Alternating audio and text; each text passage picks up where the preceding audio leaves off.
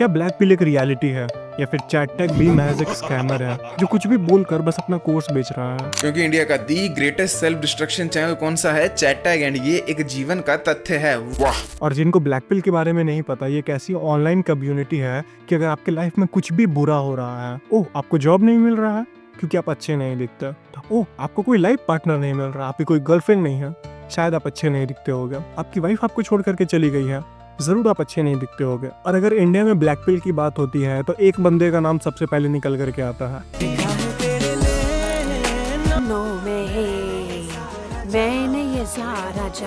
अब इस बंदे को तो हर कोई जानता होगा, कुछ समय पहले बहुत वायरल भी थे सर सोशल मीडिया पर। बट एनीवेज, इंडिया में ये ब्लैक पिल को प्रमोट करता है और इसका एक कोर्स भी है जिससे ये लाखों कमा भी रहा है, जहाँ पर ये आपके पैर के अंगूठे से लेकर के सर के बाल तक को चैट बना सकते हैं। जहाँ पर मैंने सर के बाल से लेकर पैर के अंगूठे तक कंप्लीट लुक्स मैक्सिंग ट्रांसफॉर्मेशन की बात की है। क्योंकि अगर आपकी वाइफ आपको छोड़ करके चली गई है या फिर आप अपने करियर में सक्सीड नहीं कर पा रहे हो, तो उसका सिर्फ एक ही कारण है कि आपके पैर का अंगूठा अच्छा नहीं दिखता है। चलो बकवास बंद करते हैं, डायरेक्टली टॉपिक पर आते हैं। तो चैटटैग अपने कोर्स के इंट्रो वीडियो में कहता है कि रेड पिल एक रियलिटी नहीं है, वो बकवास है। रेड पिल वाले बाकी नॉनसेंस यूट्यूबर्स फालतू के कोर्स बेचते हैं अपने, किस तरह पर्सनालिटी बनाए। मैं तुमसे एक क्वेश्चन पूछता हूँ, क्या तुम्हारी पर्सनालिटी बकवास है? चोर के घर पैदा हुए हो तुम? डाकू है तुम्हारे माँ बाप? अब जिनको रेड पिल के बारे में भी नहीं पता, रेड पिल एक ऐसी ऑनलाइन कम्युनिटी है जो कि ओवरऑल सेल्फ इंप्रूवमेंट पर फोकस करती है। आपके लुक्स, हेल्थ, कॉन्फिडेंस, कम्युनिकेशन, या हर एक चीज रीजन है कि आपकी गर्लफ्रेंड नहीं है या फिर आप लाइफ में सक्सीड नहीं कर पा रहे हो, आपके पैर के अंगूठे नहीं। और अगर लुक्स ही सब कुछ होता तो इंडिया में बेस्ट लुकिंग गाय का टाइटल ऋतिक रोशन के पास है।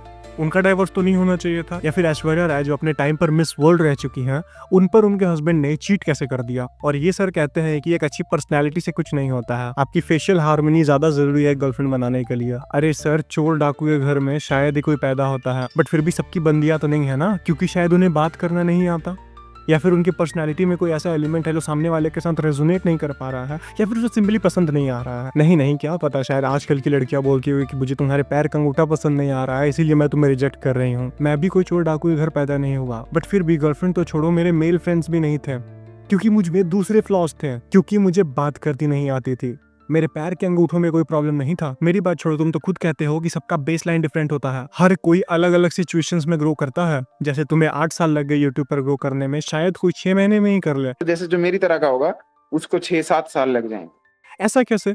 ऐसा क्यों?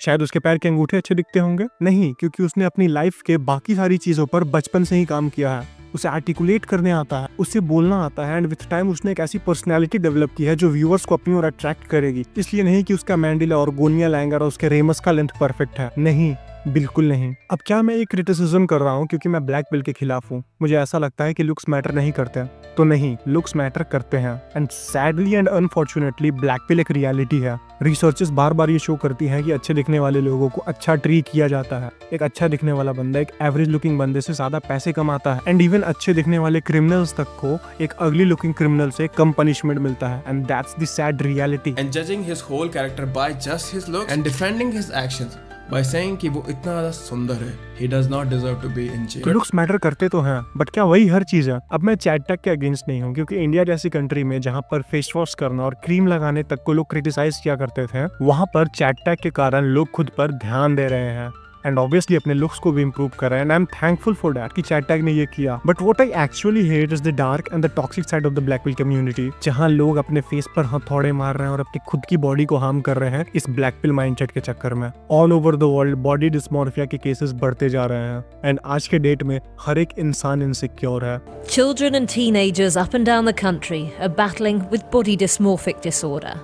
I was so ugly that I just wasn't worth to keep going, and so I just tried to end it quite a few times, I think. और ये already काफी ज्यादा expand कर रहा था सोशल मीडिया के कारण, और ऊपर से ये ब्लैक पिल यूट्यूबर्स आ गए लोगों में इनसिक्योरिटीज को और ज्यादा प्रमोट करने के लिए। And that's the only reason I like red pill, जहां पर आप सिर्फ एक चीज जिसे आप शायद चेंज भी नहीं कर सकते, उसके ऊपर ऑब्सेस होने की जगह आप ओवरऑल खुद को इंप्रूव करने पर ध्यान देते हो, और सिर्फ एक गुड लुकिंग नहीं बल्कि एक अच्छा ह्यूमन बीइंग भी बनते हो, जो कि अच्छा दिखता भी है, नॉलेजेबल भी है, सोसाइटी में वैल्यू भी ऐड करता है, एंड लोगों को इंस्पायर भी करता है। तो खुद को ओवरऑल इंप्रूव करने पर ध्यान दो, क्योंकि इस चूतिया सी जनरेशन में तुम इजिली 99% लोगों को पीछे छोड़ सकते हो। And if you want to know how you can win and get ahead of those 99% of the loser population, तो इस वीडियो को याद से देख लेना।